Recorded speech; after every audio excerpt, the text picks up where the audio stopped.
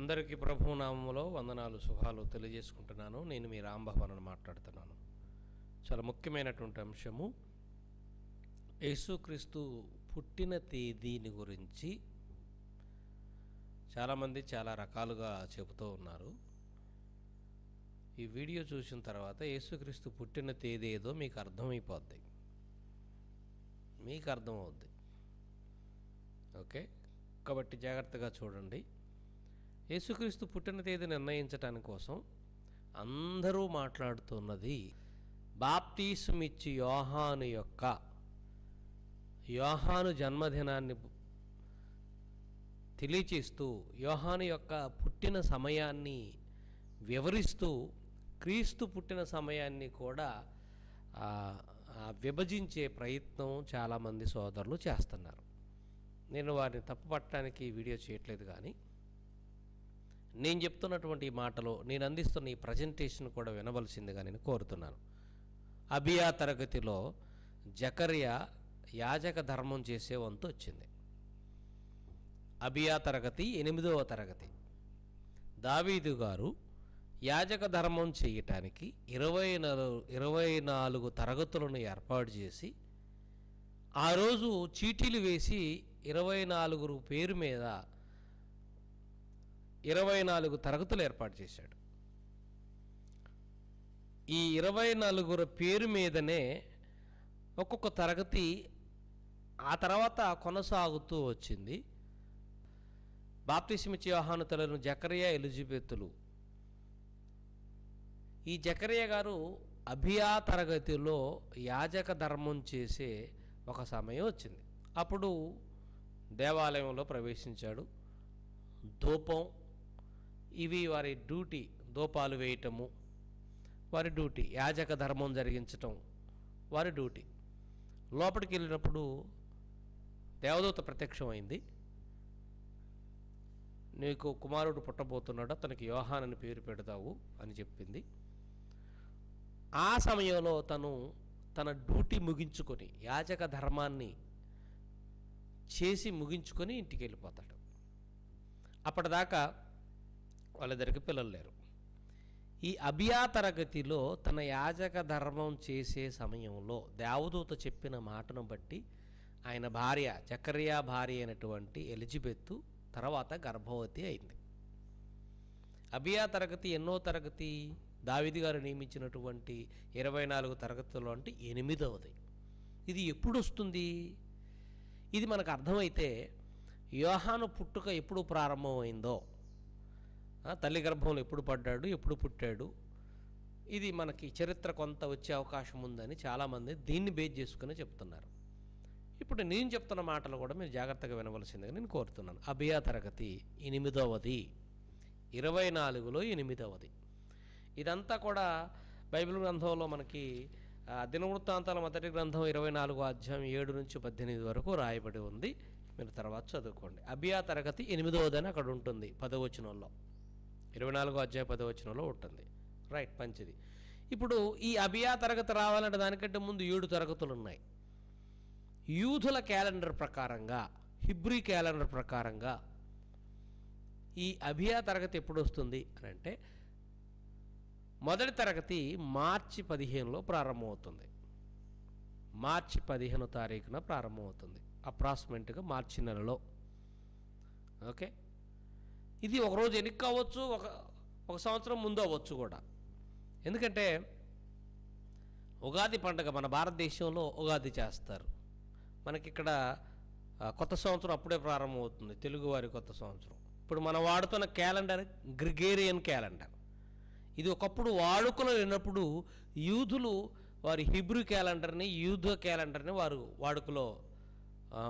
వాడుకలో ఉండేది. మన భారతదేశంలో కూడా ఒక క్యాలెండర్ ఉండేది. అది మార్చి నెల నుంచి, ఇప్పుడు మనం అనుకుంటున్న మార్చి నెల నుంచి కొత్త సంవత్సరం, జనవరి 1 కాదు వారికి కొత్త సంవత్సరం, అటు వాళ్ళకైనా ఇటు వీళ్ళకైనా. ఇది అందుబాటులోకి వచ్చిన తర్వాత జనవరి 1 అనేది కొత్త సంవత్సరంగా ఈరోజు మనం చేసుకుంటున్నాం. మనం వాడుతున్న ఈ గ్రిగేరియన్ క్యాలెండర్లో ఏ మాసంలోకి వస్తుంది? జనవరి, ఫిబ్రవరి, మార్చి. ఇప్పుడు మనం వాడుకలో ఉన్నటువంటి ఈ కాలమాన ప్రకారంగా, ఈ నెలల ప్రకారంగా ఏ నెలలోకి వస్తుందో మనకు తెలియాలంటే యూదుల క్యాలెండర్లోనికి మనం వెళ్ళిపోవాలి. ఈ మార్చి 15వ తారీఖు అని అనుకుందాం. ఎందుకంటే ఒక సంవత్సరం వెనక్కి రావచ్చు, ఒక ముందుకు రావచ్చు, కానీ అప్రాక్సిమేట్గా మార్చి 15 మొదటి తరగతి ప్రారంభమైనటువంటి సమయం. ఇక్కడ ఒక చిక్కుముడి కూడా ఉంది. చాలామంది తరగతుల గురించి మాట్లాడుకుంటూ వెళ్ళిపోయారా తప్ప వారం రోజులు ఉందని బైబిల్లో ఖచ్చితంగా ఎవరు చూపించలేకపోయారు. 15 రోజులు అన్నది కూడా ఖచ్చితంగా చెప్పలేకపోతున్నాం.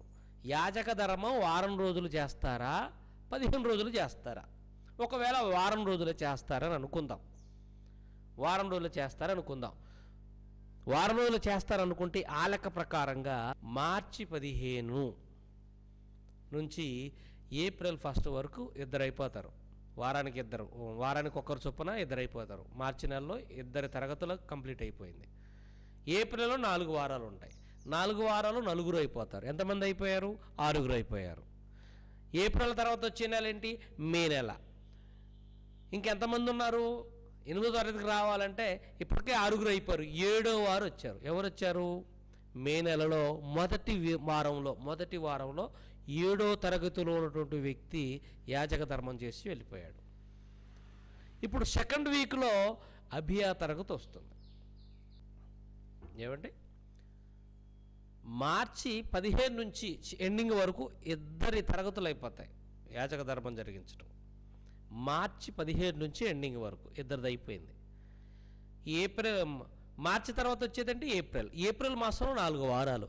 4 వారాల్లో 4 యాజక ధర్మం చేసి వెళ్ళిపోతారు. ఎంతమంది అయిపోయారు? ఇప్పటికీ 6 అయిపోయారు. ఏప్రిల్ తర్వాత వచ్చే నెల ఏంటి? మే నెల. మే నెలలో ఫస్ట్ వీక్లో ఒకరు యాజక ధర్మం చేస్తారు. వారం చొప్పున మనం లెక్కలు వేస్తే ఫస్ట్ వీక్కి 7వ తరగతి కంప్లీట్ అవుతుంది. ఇప్పుడు 8వ తరగతి ఏ తరగతి అని చెప్పుకున్నాం? అభియా అని చెప్పుకున్నాం. అభియా తరగతి ఎప్పుడు ప్రారంభమైంది? వారం రోజులకు ఒకసారి డ్యూటీ చేయాలి, యాజక ధర్మం చేయాలి అని మనం ఆలోచిస్తే మే మాసంలో సెకండ్ వీక్ ప్రారంభమై మే మాసం మిడిల్లో అయిపోతుంది అభియా తరగతి. ఈ అభియా తరగతిలో ఇప్పుడు ఎవరు డ్యూటీ చేస్తున్నారు? ఎవరు డ్యూటీకి ఎక్కాలి? యాజక ధర్మం జరిగించడానికి జకరియా ఎక్కాలి. ఇది అతని యొక్క తరగతి. లూకాసు వార్తలో 1వ అధ్యాయంలో 5వ వచనంలో ఉంటుందన్నమాట. ఇది లూకాసు వార్త 1వ అధ్యాయం 5వ వచనంలో ఉంటుంది ఇదంతా. ఓకే అండి. జకరియా తరగతి 5 నుంచి మనం చదువుకుంటూ వస్తే 8వ వచనం వచ్చిన తర్వాత జకరియా తన తరగతి క్రమము చొప్పున, ఏమండి ఇంతకీ ఏ తరగతి? 5వ వచనం. యూదా దేశపు రాజు అయినటువంటి హేరోదు దినములలో అభియా తరగతిలో ఉన్నటువంటి జకరియా అను ఒక యాజకుడు ఉండెను. 8వ వచనంలో జకరియా తన తరగతి క్రమము చొప్పున దేవుని ఎదుట యాజక ధర్మం జరిగించుచుండగా, అంటే ఇప్పుడు ఎప్పుడు చేస్తున్నాడు జకరియా? ఎప్పుడు జరిగిస్తున్నాడు యాజక ధర్మము? మే సెకండ్ వీక్ అంతా కూడా, మన భాషలో చెప్తున్నాను, మే సెకండ్ వీక్ అంతా కూడా జకరియా తన యాజక ధర్మం జరిగించాడు. 6 రోజులు చేశాడు, అయిపోయింది, ఇంటికి వెళ్ళిపోయాడు. కానీ ఇప్పుడున్న వ్యాఖ్యానం ఏంటంటే పండగలు వస్తాయి, పండగల సమయంలో ఓటీ కూడా చేయాలి, వాళ్ళు ఎక్స్ట్రా డ్యూటీ అందరూ చేయాలి. పండగ సమయంలో ఈ క్రమమేమి ఉండదు, వారి వంతుల చొప్పున కాదు వచ్చేది, పండగ సమయంలో అందరు రావాలి అని ఉన్నది. ఉదాహరణకి జకరియా చేసే కాలంలో పండుగ వచ్చింది అనుకుందాం. అది అతని తరగతి కిందకి రాదా? మరొక వారం రోజులు మళ్ళీ పైన డ్యూటీ చేయాలా అని ఎక్కడుంది బైబిల్లో? లేదండి. అని బైబిల్లో వివరంగా ఎలా ఉందా? ఎక్కడో గ్రంథంలో తీసుకొచ్చేసి మనం చెప్పుకోవడం కాదు కదండి. అలా ఉందా? ఇలా 24లో ఎవరైనా యాజక ధర్మం జరిగిస్తున్నప్పుడు ఆ సమయంలో పండుగలు వస్తే ఆ పండగల సమయంలో వారు ఎక్స్ట్రా డ్యూటీ చేయాలి, ఆ తర్వాత వారి తరగతి చేయాలని ఎక్కడుంది బైబిల్లో? లేదు. లెక్కలు కట్టారు. ఓకే, లెక్కలు కట్టారు. కానీ బైబిల్ మనం చూస్తున్నప్పుడు ఒక తరగతి నియమించిన తర్వాత ఆ తరగతిలో ఖచ్చితంగా వారు పని చేయాల్సిందే. ఆ సమయంలో పండగే రానివ్వండి, పండగ రాకపోనివ్వండి, వారి తరగతి కంప్లీట్ చేసి వెళ్ళిపోవాల్సిందే. పండగ సమయంలో వచ్చింది కనుక దీన్ని కొంచెం ఎక్స్టెన్షన్ చేస్తారు, ముందుకు జరుపుతారు. ఈ వారం రోజులు ఉచితంగా అందరూ సేవ చేయాలి, ఆ తర్వాత మరి తను డ్యూటీ చేసి వెళ్ళిపోవాలని బైబిల్లో వివరంగా ఎక్కడ లేదండి. వారం రోజులను మనం అనుకుంటే, ఏమండి ఆ ప్రకారంగా ఎలిజబెత్ ఎప్పుడు గర్భవతి అయింది అభియా తరగతి ముగించుకున్న తర్వాత అంటే మే 15 తర్వాత తన ఇంటికి వెళ్ళిపోయాడు. మే 15 తర్వాత తన ఇంటికి వెళ్ళిపోయాడు. ఇంటికి వెళ్ళిపోయిన తర్వాత వెంటనే తన భార్య గర్భవతి అవుతుందా? కొంత టైం పడుతుంది. మే 15 నుంచి ఒక్కసారి జూన్ 15 వరకు వచ్చేద్దాం. మనం మే 15 నుంచి జూన్ 15 వరకు వచ్చేద్దాం. ఈ నెల రోజుల్లో ఒక నెల అయింది అని అనుకోవడానికి అవకాశం ఉందా? పోయిన వెంటనే ఆ గర్భం దాల్చిందని చెప్పడానికి బైబిల్లో ఉన్న ఆధారాలు ఏంటి? అనుకుందాం మనం.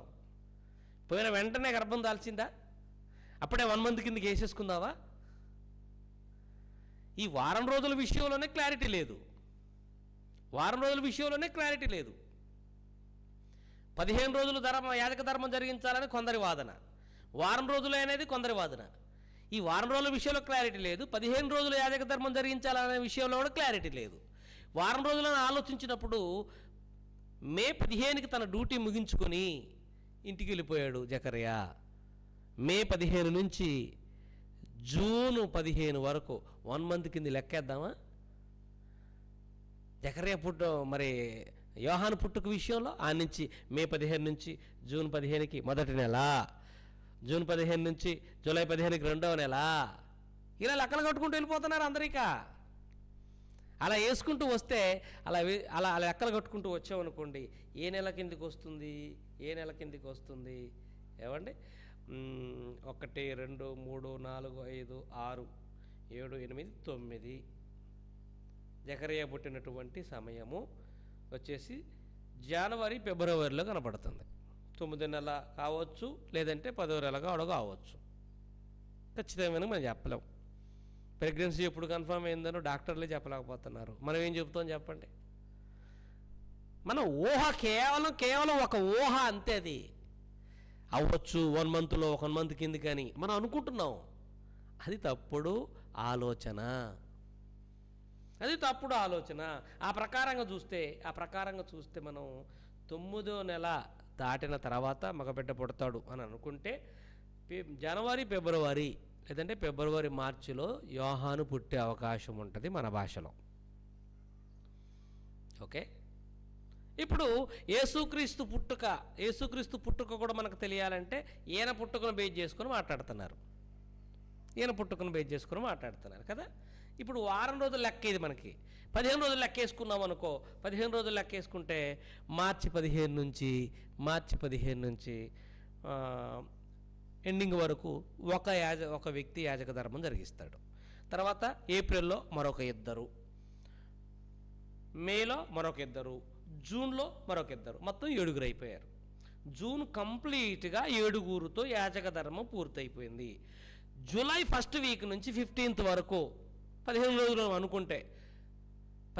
మనం అనుకుంటే జూలై 1st నుంచి 15 వరకు లేదంటే 14th వరకు అభియా తరగతి వస్తుంది. ఓకే, కానీ వారం రోజుల చొప్పున చూస్తే అభియా తరగతి ఎప్పుడు వచ్చింది? వారం రోజులతో చూస్తే అభియా తరగతి ఎప్పుడు వచ్చింది? మే 2nd వీక్లో వచ్చింది. మే 15 తర్వాత జకర్యా తన యాజక ధర్మ తన తరగతిని ముగించుకుని ఇంటికి వెళ్ళిపోయినట్టుగా కనపడుతుంది. 15 రోజుల చొప్పున మనం చూస్తుంటే జూలై 1st మిడిల్ 1st నుంచి 15th వరకు లేదంటే 14th వరకు జరిగినట్టుగా వస్తుంది. చూసారు ఎంత తేడా వచ్చేస్తుందో లెక్క. అక్కడేమో మే 2nd వీక్లో యాజక ధర్మం తన తరగతి అయిపోయినట్టుగా కనపడుతుంది వారానికి ఒకసారి మనం చూస్తే. 15 రోజులకు ఒకసారి చూస్తుంటే జూలై 15కి యాజక ధర్మం అయిపోయిందన్నట్టుగా కనపడుతుంది. మరి ఏది ఇందులో డిసైడ్ చేసుకుందాం? 15 రోజులా, వారం రోజులా? ఇక వారం రోజుల చొప్పున చూస్తుంటే జనవరి ఫిబ్రవరి లేదంటే ఫిబ్రవరి మార్చిలో యోహాను పుట్టినట్టుగా మనకు కనపడుతుంది. ఈ 15 రోజుల చొప్పున మనం చూసుకుంటే మార్చి ఏప్రిల్లో యోహాను పుట్టినట్టుగా, మేలో యోహాను పుట్టినట్టుగా మనకు అర్థమవుతుంది. చూసారండి, అంటే వారంలోనే సరి అయిన క్లారిటీ లేదు. చెప్పేవారు వారం రోజులకే యాజక ధర్మం అన్నట్టు బైబిల్ ఎవిడెన్స్లు చూపించి బాగుండేది. ఎక్కడి నుంచి చూపించుకుంటూ వచ్చారు? ఎక్కడో పాత నిబంధన గ్రంథములు కూడా చూపించలేక ఎక్కడో ఎవరో రాసిన గ్రంథాలపై ఆధారపడి వాళ్ళు ఆయన ఒక హిస్టోరియన్, ఈయన ఎలా చెప్పాడు, ఆయన ఎలా చెప్పాడు, ఈయన ఎలా చెప్పాడు, ఈయన ఎలా చెప్పాడని చెప్పి చెప్పుకుంటూ వచ్చేసారు. ఇవి సొంత లెక్కలు అన్నమాట. ఇవి మానవ కల్పితాలు అంటారు వీటిని. ఆలోచించండి. కాబట్టి వారం రోజులు యాజక ధర్మం చేయాలి అంటే అబియా మాసం, అబియా తరగతి కంప్లీట్ చేసుకుని జకర్యా తన ఇంటికి వచ్చేసి తన భార్యతో ఏకమై ఆ తర్వాత ఆమె గర్భం దాల్చి యోహానును కనటానికి ఇదిగో జనవరి ఫిబ్రవరి మాసం, లేదంటే ఫిబ్రవరి లేదంటే మార్చి మాసంలో జన్మించే అవకాశం ఉంది. అప్రాక్సిమేట్గానండి, ఖచ్చితంగా మనం చెప్పడానికి లేదండి బాబోయ్. అప్రాక్సిమేట్గా జకరియా ఎలిజబెత్తులు ఇద్దరు కూడా వృద్ధులు. ఈయన ధర్మాన్ని ముగించుకొని, యాజక ధర్మం ముగించుకొని, తన తరగతి ముగించుకొని ఇంటికి వెళ్ళిన వెంటనే ప్రెగ్నెన్సీ కన్ఫర్మ్ అయింది అనుకోవడానికి కూడా వెంటనే అయిపోయింది. ఆ తర్వాత నెల రోజులకు ఒక నెల కిందకి వేసేసుకుంటున్నారు. అందరూ వేసేసుకుంటున్నారు, మరి వేసుకుంటారు మరి అంతే. ఏమండి, జనవరి ఫిబ్రవరి మాసంలో లేదంటే ఫిబ్రవరి మార్చి మాసంలో బాప్తిస్మిచ్చే యోహాను వారం రోజులు యాజక ధర్మం జరిగిస్తే జన్మించాడు అన్నట్టుగా, జన్మించే అవకాశం ఉందన్నట్టుగా కనపడుతుంది. 15 రోజుల చొప్పున మనం చూసుకుంటూ వస్తే ఏ నెలకు వచ్చేస్తుంది యోహాను పుట్టుక ఏ నెలకు వచ్చేస్తుంది? మార్చి ఏప్రిల్, లేదంటే ఏప్రిల్ మే, ఈ 2 మాసాలు ఎప్పుడూ జన్మించి ఉండవచ్చు అప్రాక్సిమేట్గా, అంతే. ఖచ్చితంగా చెప్పడానికి లేదు. ఓకే అండి. ఇక యేసుక్రీస్తు యోహాను కంటే 6 నెలలు చిన్నవాడు కదా. ఇప్పుడు మనం యోహానుకి 9 నెలలు వేసాం. 9 నుంచి మరొక 6 నెలలు ఎక్స్టెన్షన్ చేద్దాం. 6 నెలలు జరుపుకుంటూ వచ్చేస్తే వారం రోజుల యాజక ధర్మం ప్రకారంగా ఆలోచిస్తే యేసుక్రీస్తు ఫిబ్రవరి 1, 2, 3, 4, 5, 6, 7, 8, 9 ఎప్పుడు వస్తుంది? అక్టోబర్ నవంబర్కి వచ్చేస్తుంది. ఏ నెలకు వచ్చేస్తుంది అనుకుంటున్నారు? అక్టోబర్ నవంబర్కి వచ్చేస్తుంది. మరి 15 రోజుల లెక్క చొప్పున మనం చూసుకుంటూ వస్తే అది ఎక్కడికి వస్తుంది? యాజక ధర్మం ఎప్పుడు జరిగించడానికి మనకు అర్థమవుతుంది. ఇందాక చెప్పుకున్నాం కదా, ఆయన ఎప్పుడు జరిగించాడు? జూలై 1 నుంచి 15 వరకు జరిగించాడు. ఆయన ఇంటికి వెళ్ళిపోయాడు. జూలై 15 రోజులు, 15 నుంచి 30 వరకు, మళ్ళీ ఆగస్టు 1 నుంచి 15 వరకు ఒక 1 మంత్ అని అంటే ఆగస్టు సెప్టెంబరు ఒక మాసం. ఏమండి, ఆ తర్వాత సెప్టెంబర్ అక్టోబర్ మరొక మాసం, లేదంటే మరి అక్టోబర్ నవంబర్ మరొక మాసం, నవంబర్ డిసెంబర్ మరొక మాసం. ఇలా మనం చూసుకుంటూ వెళ్ళిపోతే 10వ మాసానికి వచ్చేసరికల్లా ఈ యోహాను గారి పుట్టుక 9వ మాసం 10వ మాసానికి వచ్చేసరికల్లా ఏప్రిల్ మే మాసంలో జన్మించినట్టుగా మనకు అర్థమవుతుంది. ఎవరు? బాప్తిస్మిచ్చే యోహాను. ఏప్రిల్ మాసము మే మాసం జన్మించినట్టుగా మనకు అర్థమవుతుంది. ఆ తర్వాత జూన్ జూలై, ఇక యేసుక్రీస్తు పుట్టుకుని మనం వేసుకుంటూ వస్తుంటే అవతల 3 అయిపోయింది. ఏమండి, 1, 2 అంటే 3, 4, 5, 6, 7, 8, 9, 10, 11 డిసెంబర్ జనవరిలో జన్మించినట్టుగా మనకి అర్థమవుతుంది. చూడండి, ఎందుకంటే అప్రాక్సిమేట్గా చెప్పటమేనండి ఇదంతా. ఎవరు ఖచ్చితంగా చెప్పలేరు, ఎవరు కూడా ఖచ్చితంగా చెప్పలేరు. ఎందుకు చెప్పలేరు అంటున్నారంటే, ప్రెగ్నెన్సీ దాల్చడం అనే ప్రక్రియను పలానా రోజున కన్ఫర్మేషన్ అయింది ప్రెగ్నెన్సీ అని ఎవ్వరూ చెప్పలేరు. డాక్టర్లు చెప్పలేరు. నువ్వేం చెప్తావు? నువ్వు డాక్టర్ కూడా కాదు. నువ్వేం చెప్తావు? డిసెంబర్ మాసంలోకి వచ్చేస్తుంది. ఇది 15 రోజుల చొప్పున చూస్తుంటే, వారం రోజుల చొప్పున చూస్తుంటే యేసుక్రీస్తు పుట్టుక అక్టోబర్, మరి సెప్టెంబర్ అక్టోబర్కి వచ్చేస్తుంది. ఏది మన కన్ఫర్మేషన్కి వద్దాం?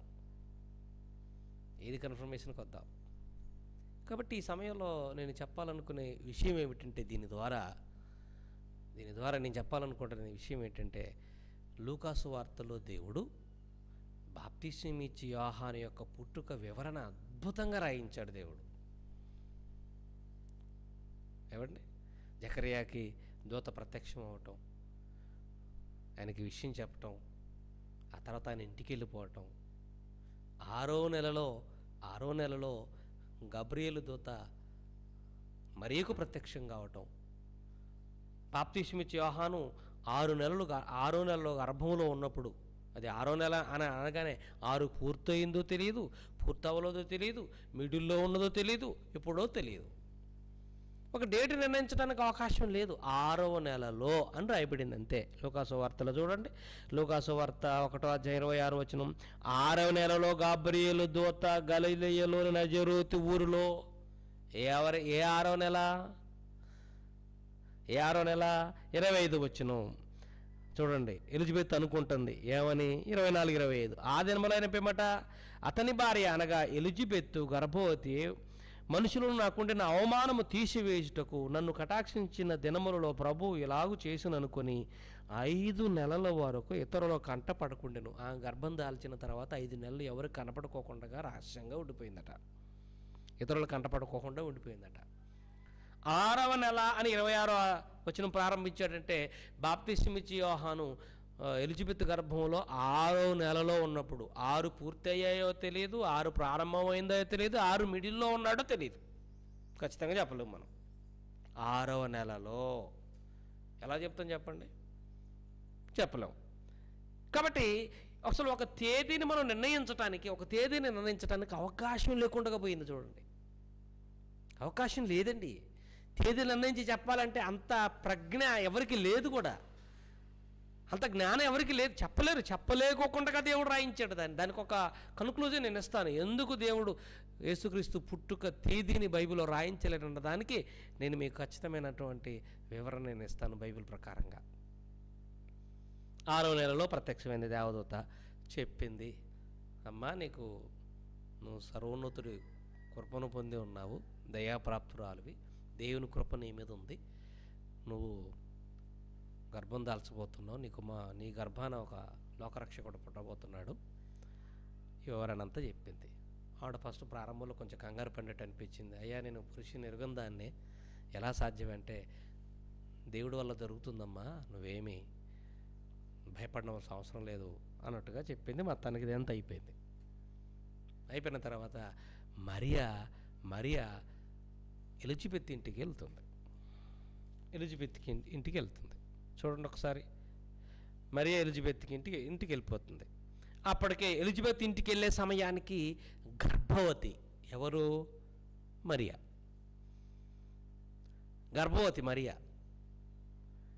గబ్రియేలు దూత మరియకు ప్రత్యక్షమైన సమయంలో యోహాను గారు ఎన్నెళ్ళైతుంది గర్భంలో ఉండబట్టి ఎలిజబెత్ గర్భంలో 6వ నెలలో అని రాయించాడు దేవుడు. మరి మరియకు గర్భఫలం అందిన తర్వాతనే, అంటే కన్యామరియ గర్భాన యేసుక్రీస్తు పడ్డ తర్వాతనే ఎలిజబెత్ ఇంటికి వెళ్ళింది. అంటే కొంత గ్యాప్ ఉందా లేదా?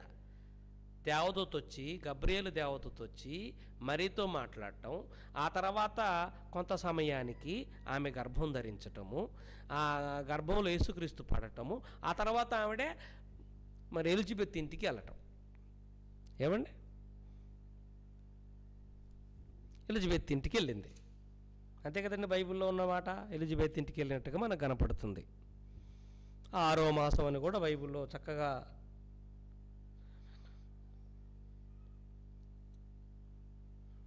దేవదూత చెప్పింది. అమ్మా, తెలుసు కదా మరి ఎలిజబెత్కి 6వ మాసం అని 36వ వచనంలో దేవదూత చెప్తుంది. చూడండి, 25వ వచనం చూడండి. పరిశుద్ధాత్మని మీదికి వచ్చును, సర్వోన్నతుని శక్తిని నిన్ను కమ్ముకొను కనుక పుట్టబో శిశువు పరిశుద్ధుడై దేవుని కుమారుడు అనబడడు. మరియు నీ బంధువురాలకు ఎలిజబెత్ కూడా తన వృద్ధాప్యమందు ఒక కుమారుణ్ణి గర్భం ధరించి ఉన్నది. గొడ్రాలనబడిన ఆమెకు ఇది 6వ మాసము అని గబ్రియేలు దేవదూత చెప్పినట్టుగా మనకు అర్థమవుతుంది. దేవుడు చెప్పిన ఈ మాటల్లో ఆయనను నిరర్ధకము కానేరదని ఆమెతో చెప్పాను.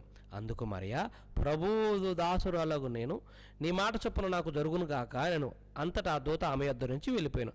ఆ దినముల యందు, అంటే ఆ దినముల యందు ఈ వార్తది గబ్రియేలు దూత మరియకు చెప్పిన తర్వాత ఆ దినముల యందు మరి ఏం చేసిందట?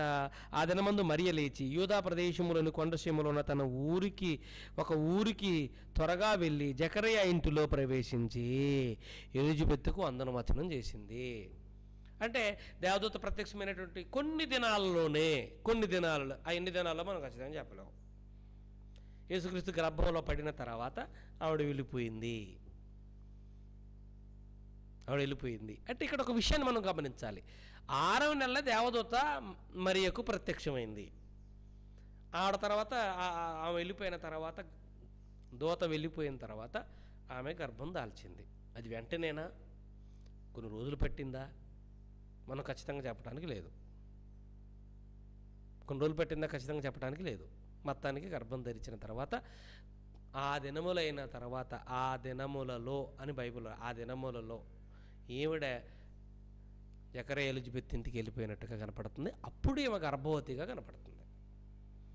ఓకే అండి, అప్పుడు ఈమె గర్భవతిగా కనపడుతుంది. 56వ వచనం, అంతటా మరియా ఇంచుమించు 3 నెలలు ఆమెతో కూడా ఉండి పిమ్మట తన ఇంటికి తిరిగి వెళ్ళిపోయింది. 3 నెలలు ఉంది అక్కడ. 3 నెలలు కన్య మరియ గర్భంలో క్రీస్తు పడిన తర్వాత అక్కడికి వెళ్ళిపోవటం, అక్కడ ఒక 3 నెలలు ఉండటం, తర్వాత ఇంటికి వెళ్ళిపోవటం. ఆవిడ వెళ్ళిపోయిన తర్వాతే 3 నెలల తర్వాతే 57 వచనం, ప్రసవకాలం వచ్చినప్పుడు ఎలిజబెత్ కుమారుణ్ణి కనెను. మరి ఇంటికి వెళ్ళిపోయింది, మళ్ళీ తిరిగి వారి ఇంటికి వెళ్ళిపోయిన తర్వాత ఆవిడ కుమారుని కన్నది. ఆవిడ ఉన్నప్పుడు కనలేదు, ఆవిడ వెళ్ళిపోయిన తర్వాత కన్నది. అంటే ఇక్కడ ఒక విషయాన్ని మనం ఆలోచించాలి. మరియకు గబ్రియేలు దూత వార్త చెప్పినప్పుడు 6 నెలలు, ఆ తర్వాత కొన్ని దినాల తర్వాత ఆవిడ ఎలిజబెత్ ఇంటికి వెళ్ళింది. ఆడొక 3 నెలలు ఉంది. ఈ 6 నెలలు నిండాయి అని అనుకుందాం. 6, 3, 9. ఆమె ఇంటికి వచ్చేసింది. 9 నెలలు అయిన తర్వాత ఇంటికి వచ్చేసింది. ఆ తర్వాత ఎలిజబెత్ కుమారుని కన్నది. ఎన్ని రోజుల తర్వాత కన్నది? 9 నెలల తర్వాత కన్నదా? 10 నెలల తర్వాత కన్నదా? 9 నెలల 10 రోజులకు కన్నదా? 9 నెలల 15 రోజులకు కన్నదా? మనం చెప్పుకోవడానికి అవకాశం ఏముంది చెప్పండి? అప్రాక్సిమేట్గా అనుకోవటానికి తప్ప ఖచ్చితమైనటువంటి నిర్ధారణ చేయడానికి అవకాశమే లేదు. ఆ తర్వాత ఆవిడ ఇంటికి వెళ్ళిపోయింది. ఆ తర్వాత దూత చెప్పిన ప్రకారంగా మరియకు కూడా జరిగింది. ఏమండి, మరియకు కూడా జరిగింది. సో ఇవన్నీ మీ ముందు నేను ఎందుకు పెడుతున్నానంటే, ఒక తేదీని నిర్ణయించడానికి బైబిల్లో సరి అయినటువంటి ఆధారాలు లేవు. ఎవ్వరు కూడా ఆ తేదీ నిర్ణయించేటువంటి క్యాపబుల్ పర్సన్ ఎవ్వరు. ఎందుకంటే దేవుడు చెప్పలేదు. దేవుడు చెప్పనప్పుడు మనం అంతగానో ఆలోచించటం అవసరం లేదు కదండి. అంత అవసరమా? ఏమండి, అంత అవసరమా? ద్వితీయోపదేశకాండ 29:29లో ఉన్నమాట, రహస్యములు మన దేవుడైన యెహోవాకే చెందును. ఏమండి, లూకాసు వార్తలో బాప్తిస్మిచ్చి యోహాను జననాన్ని గురించి, యేసుక్రీస్తు జననాన్ని గురించి ఎంత విపులంగా రాయించిన దేవుడు, ఎంత విపులంగా రాయించాడు కదా దేవుడు. ఆయన పుట్టిన తేదీ ఇప్పుడు ఒక మాట, ఆ యూదుల మాసంలో పలాని మాసంలో పలాని తేదీన పలాని మాసంలో, యూదుల మాసాలు ఉన్నాయి కదండి, యూదుల మొట్టమొదటి మాసం నీసాన్ మాసం, దాన్నే అబీబ్ మాసం అని కూడా అంటారు. పలాని యూదుల మాసంలో ఇన్ని రోజులకు జన్మించాడని ఒక మాట రాయించడా చెప్పండి? దేవుడు రాయించాలనుకుంటే రాయిస్తాడండి. ఎందుకు రాయించలేదో తెలుసా? మనకు అవసరం లేదు కనుక. ఆయన ఎందుకు పుట్టాడనేది ముఖ్యం తప్ప ఎప్పుడు పుట్టాడనేది మనకు ముఖ్యం కాదండి. దాని గురించి నువ్వు ఆలోచించి బుర్రపాడు చేసుకోకుండా ఆయన ఎందుకు పుట్టాడో అన్న విషయాన్ని ప్రజెంట్ చేయమని చెప్తున్నాడు ఎక్కువగా. ఎన్నో విషయాలు, కరువులు పలాని సంవత్సరంలో పలాని సమయంలో వచ్చాయని బైబిల్ రాయబడలేదా? భూకంపం పలాని సంవత్సరంలో వచ్చింది, పలాని సమయంలో వచ్చిందని బైబిల్ రాయించలేదా? ఒక రాజు సింహాసనం మీద కూర్చున్న సమయాన్ని దేవుడు రాయించలేదా? ఎన్ని రాయించిన దేవుడు క్రీస్తు పుట్టుకను గురించి ఆ తేదీని పర్టికులర్గా ఎందుకు రాయించలేకపోయాడు దేవుడు? ఇంత ఆలోచిస్తున్నా ఒక తేదీ నిర్ణయించడానికి అవకాశం లేకుండా పోయింది. అప్రాక్సిమేట్గా పలాని మాసంలో పుట్టి ఉండొచ్చు అని చెప్పుకోవడానికి అవకాశం ఉంది తప్ప తేదీని చెప్పడానికి అవకాశం లేకుండా పోయింది. ఇంత హైడ్ దేవుడు ఎందుకు చేశాడు, ఎంత రహస్యంగా ఎందుకు చేశాడు అని అంటే, రహస్యాలు మన తండ్రి అయిన దేవుడికి చెందినవి, అవి నీకు చెందినవి కాదు, నీకు అవసరం లేదని అర్థం. నీకు అవసరం లేదని అర్థం. అపోస్తల కార్యగ్రంథంలో మాట, అపోస్తల కార్యగ్రంథం 1వ అధ్యాయం 7వ వచనంలో, ఏమండి, అపోస్తల కార్యగ్రంథం 1వ అధ్యాయం 7వ వచనంలో చూడండి, ఒక మాట ఉంది. 1వ అధ్యాయం 7వ వచనంలో, కాలములు సమయములు మన తండ్రి తన స్వాధీనంలో ఉంచుకొని ఉన్నాడు గనుక వాటిని తెలుసుకొనటం మీ పని కాదు. యేసుక్రీస్తు రాకడ సమయాల గురించి, కాలం గురించి కానివ్వండి, ముందు జరిగిన వాటిల్లో కొన్ని దేవుడు చెప్పని కాలాల గురించి కానీ తెలుసుకోవటం నీ పని కాదు. నోరు మూసుకొని ఉండు. నువ్వు గడించాలని చూసినా నువ్వు తప్పుడు లెక్కే చెబుతావు, నాకు తెలుసు అని దేవుడు చెబుతున్న మాట అండి ఇది. దేవుడు చెబుతున్న మాట అండి. కాబట్టి యేసుక్రీస్తు సెప్టెంబర్ మాసంలో పుట్టాడా, అక్టోబర్ మాసంలో పుట్టాడా, డిసెంబర్ జనవరి మాసంలో పుట్టాడా అన్నది మనకి ఖచ్చితంగా చెప్పటానికి అప్రాక్సిమేట్గా ఉంది తప్ప ఖచ్చితంగా చెప్పడానికి అవకాశమే లేదు. కనుక పలానా తేదీ అని వద్దు. యేసుక్రీస్తు పుట్టుక విషయంలో పలానా తేదీ అనే అవకాశమే లేదు. కాబట్టి దాన్ని మర్చిపోండి. ఎందుకు పుట్టాడో చెప్పండి. రహస్యాలు మన దేవుడికి చెందినవి. దేవుడు దాన్ని రహస్యంగానే ఉంచాడు. రహస్యంగానే ఉంచుదాం. మనం అంతా రహస్యంగానే ఉంచుదాం. ఆయన నాడు పుట్టాడు బెత్లెహేములో పట్టణంలో, పలానా పట్టణంలో పుట్టాలన్న ప్రవచనం దేవుడు రాయించాడు. ఆ పట్టణంలో జన్మింపజేశాడు. అన్ని జాగ్రత్తలు తీసుకున్న దేవుడు ఒక తేదీ ఒకటి చెప్పేసి ఉంటే నీకు గొడవలు ఉండకపోయేది కదా అని అనిపిస్తుంది కదా. చెప్పలేదు అంటే నీకు అవసరం లేదురా, నువ్వు నోరు మూసుకోరా అని అర్థం. నేను ఎంత గడించినా కానీ చివరికి సెప్టెంబర్ అక్టోబర్ వచ్చేస్తుంది వారం రోజుల చొప్పున. అది కూడా గ్యారెంటీ లేదు. 15 రోజుల చొప్పున చూసుకుంటూ వస్తుంటే డిసెంబర్ జనవరికి వచ్చేస్తుంది, లేదా నవంబర్ డిసెంబర్కి వచ్చేస్తుంది. ఏది నిజమని చెబుతాం? అప్రాక్సిమేట్గానే నేను అడుగుతాను. తేదీలు నిర్ణయించి చెప్పేవారిని నేను ఒక మాట అడుగుతాను. ఒక తల్లి గర్భంలో ఒక వ్యక్తి పడ్డాడు అనే బాప్తిస్మిచ్చి యోహాను. ఎప్పుడు పడ్డాడో నువ్వు ఖచ్చితంగా చెప్పగలవా? అప్రాక్సిమేట్గా ఆ మాసంలో తన తరగతి ముగించుకొని వెళ్ళిపోయిన తర్వాత ఎన్ని రోజులకు గర్భం దాల్చింది ఆవిడ. ఇప్పుడు యోహాను తల్లి గర్భంలోకి వెళ్ళాడు. ఆవిడ ఎప్పుడు నిర్ధారించుకుంది? ఖచ్చితంగా ఏమైనా చెప్పగలవా? అప్రాక్సిమేట్గా నెల నుంచి నెల 15 రోజులు. ఇప్పుడు టెక్నాలజీ అందుబాటులో ఉంది కనుక ఒక స్త్రీకి ఋతుక్రమం నిలిచిపోయినప్పుడు, ఏమండి, భార్య భర్తలు ప్రతిరోజు ఏకమవుతూనే ఉంటారు. కానీ ఒక రోజున భార్యకి అనుమానం వస్తుంది, నా ఋతుక్రమం ఈ నెలలో రాలేదు అని అనుమానం వచ్చి డాక్టర్ దగ్గరికి వెళ్తుంది. ఇప్పుడున్నటువంటి టెక్నాలజీ ప్రకారంగా స్త్రీ గర్భవతి అని చెప్పడానికి సుమారు 10 రోజుల నుంచి నెల 15 రోజులు పట్టే అవకాశం ఉంది. స్త్రీకి డౌట్ వచ్చేస్తే వెళ్ళిపోతే 10 రోజులకే చెప్పేస్తారు. కానీ ఋతుక్రమం నిలిచిన తర్వాత ఎక్కువ మంది వెళ్ళి టెస్ట్ చేయించుకుంటున్నారు. ఈరోజు ఋతుక్రమం నిలిచిపోవాలి స్త్రీకి. ప్రతి నెలలో వచ్చేటువంటి ఆ పీరియడ్స్,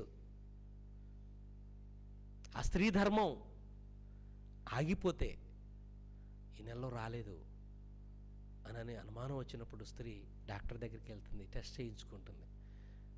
స్త్రీలకి ఋతుక్రమం అనేది ఒక్కొక్కసారి నెల రోజులు పట్టచ్చు, నెల 15 రోజులు పట్టచ్చు, 2 నెలలు పట్టే వాళ్ళు కూడా ఉన్నారు. తెలుసా అండి? అందరికీ కంటిన్యూషన్గా ఒకే తేదీలో ఒకే సమయంలో అవ్వదు. అలాంటప్పుడు బాప్తిస్మిచ్చి యోహాను తల్లి గర్భంలో ఎప్పుడు పడ్డాడని మనం ఖచ్చితంగా ఎలా చెప్పగలం? ఎలా నెల లెక్కలు కడుతున్నారు? ఒక డ్యూటీ ముగించుకొని వెళ్ళిపోగానే 15 నుంచి 15కి ఒక నెల, ఎలా లెక్కలు కట్టగలం మనం? కాబట్టి ఇవన్నీ కూడా బైబిల్లో నిరాధారమైన విషయాలను ఎక్కడెక్కడో అక్కడక్కడ గ్రంథాలలో చూసేసి మనం నిజాలని నమ్మేసి వాటిని బైబిల్కి తీసుకొచ్చి ఆపాదించేసి ఇదిగో అని అనుకోవటం అది నిజంగా అండి బైబిల్కి విరుద్ధం. బైబిల్కి విరుద్ధం.